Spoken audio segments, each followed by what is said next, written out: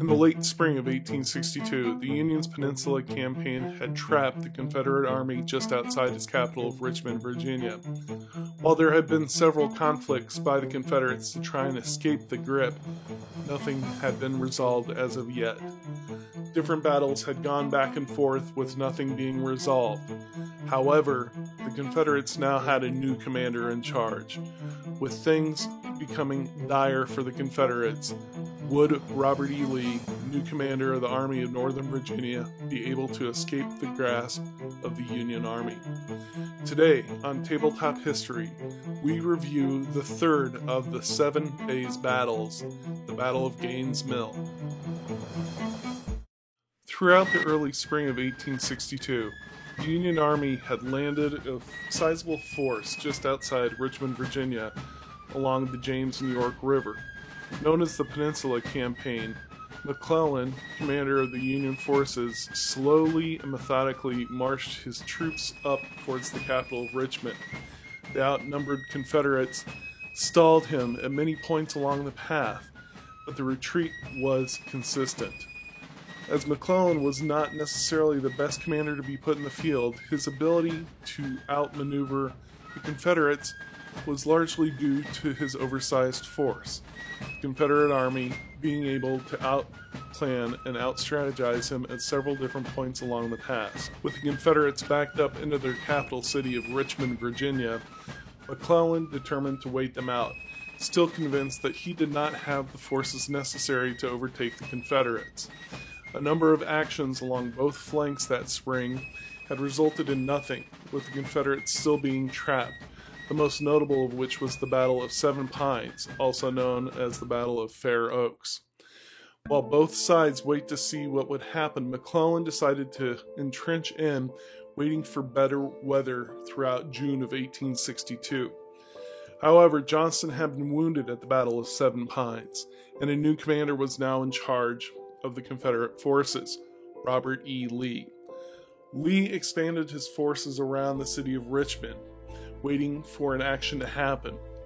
On June 25, 1862, McClellan decided to make a strike, hitting at the Battle of Oak Ridge. The charge led to the Confederates deciding that this was the time to act. Largely outnumbered, Lee decided that his forces needed to be concentrated in certain areas, and determined to drive the Confederates through the Union Army and escaping Richmond. The second of the 7 days battle was at Beaver Dam Creek. Just beyond that, the third of the 7 days battle was at Gaines' Mill, near Mechanicsville, and Cold Harbor, which would see vicious fighting some 2 years later. Lee knew that he had to take long odds in order to drive the Union Army out of Virginia. Robert E. Lee, probably most famous as being the most capable commander of the United States before the war, left with his native state of Virginia to join the Confederacy. Now in command, he had several generals that he would rely on and use to drive the Union forces out of Virginia. First among these was A.P. Hill, Ambrose Powell Hill, a fellow Virginian who had fought in the Mexican-American and Seminole Wars before joining the Confederacy. Daniel Hill, known as D.H. Hill to separate him from A.P. Hill, who were not related to one another, was known as an aggressive leader. He from South Carolina was actually a brother-in-law to Stonewall Jackson and a close friend to James Longstreet and Joseph E. Johnston, but disagreements with Robert E. Lee cost him a lot of favor throughout the Civil War. James Longstreet, a fellow South Carolinian, was an American soldier who later became a diplomat after the war. In fact, there were many points throughout the Confederate actions where Longstreet was determined to be more of a Union sympathizer, which in some eyes made him less of a general.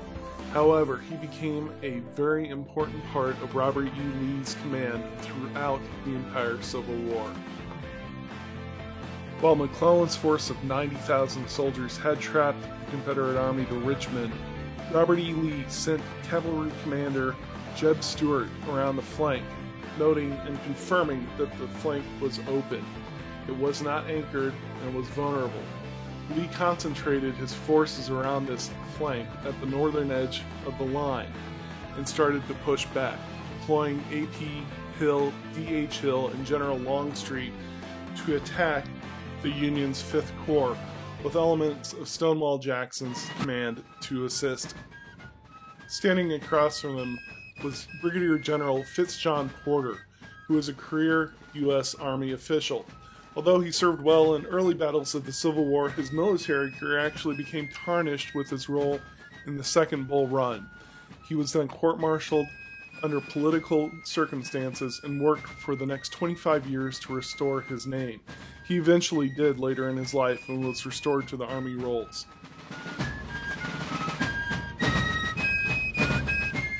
Commanding the 1st Division of the 5th Corps was George Morrell, a New Yorker who was born in Cooperstown.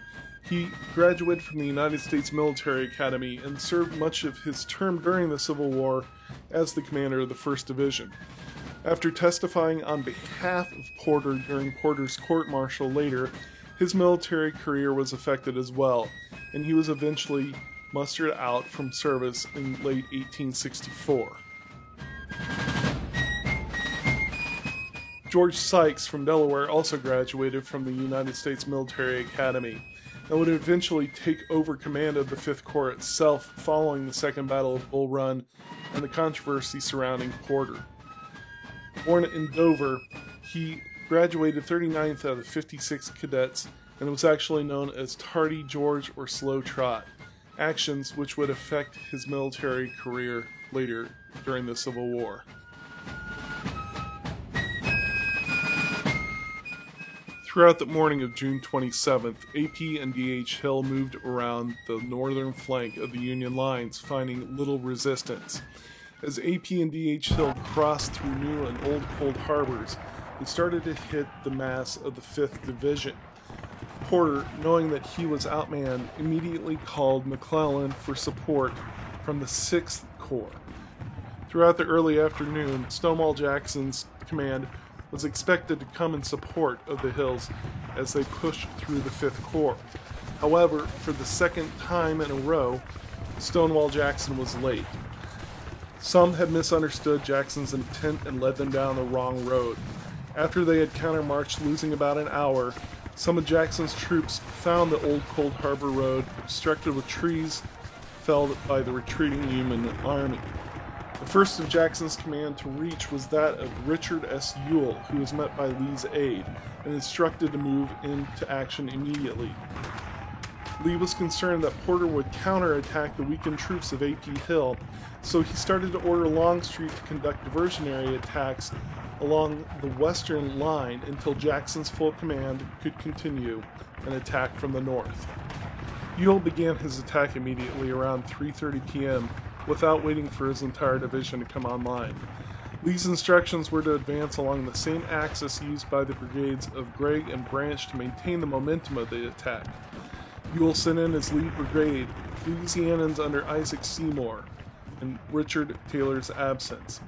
Seymour was relatively inexperienced, and his troops became confused in the woods and bogs of Boatswain Swamp. Their confusion increased when Union rifle volleys started to bombard them. Louisiana moved to the front to lead the brigade, but they were also stymied and driven back as well. Porter started to receive reinforcements from Slocum's division, and he brought forward troops to feed into the gaps of his line. However, despite telegrams from Porter for more assistance, McClellan gave no thought to the advantages of counterattack. He asked his corps commanders south of the river whether they had any troops they could spare, and when no one volunteered, he directed Sumner of the 2nd Corps to send 2 brigades, about 1/10 of the army, across the river, but because the distances involved, they would not reach the scene for 3 more hours. When Stonewall Jackson finally reached the Old Cold Harbor, his troops were weary from the marching and countermarching, and he began to arrange his troops and those of D.H. Hill to trap the Federals he expected to be driven east by Longstreet and A.P. Hill. Lee told Jackson that he was glad to see him and only wished that Jackson could have arrived sooner. "They can stand anything, and they can stand that," Jackson said in reply. Lee began another assault at 7 p.m. that was conducted by about 32,000 men against Porter's 34,000 men who remained to defend the line, but many of these were worn out from previous attacks. Nevertheless, they had advantage of good defensible terrain, but the Confederates were able to not advance simultaneously in a neat battle line over the 2.25-mile front.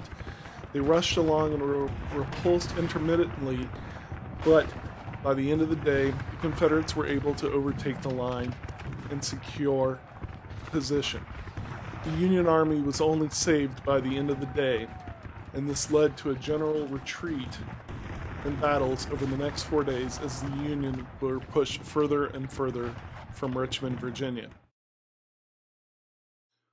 The Battle of Gaines' Mill was an intense battle, the largest of the 7 days and the only clear-cut Confederate tactical victory of the Peninsula Campaign. Of the 34,000 Union that were engaged, some 6,800 casualties were incurred. Of the 57,000 Confederates, losses totaled about 7,900. The Confederates had started to drive the Union back and would continue pushing for the next several days. Today, the Battle of Gaines' Mill is preserved by the National Park Service as part of their Richmond Park.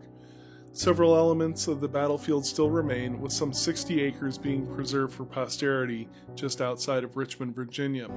A collection of several different battles that took place around Richmond, the Richmond National Park scene is one of importance to American history and is well worth the visit if you ever have the chance.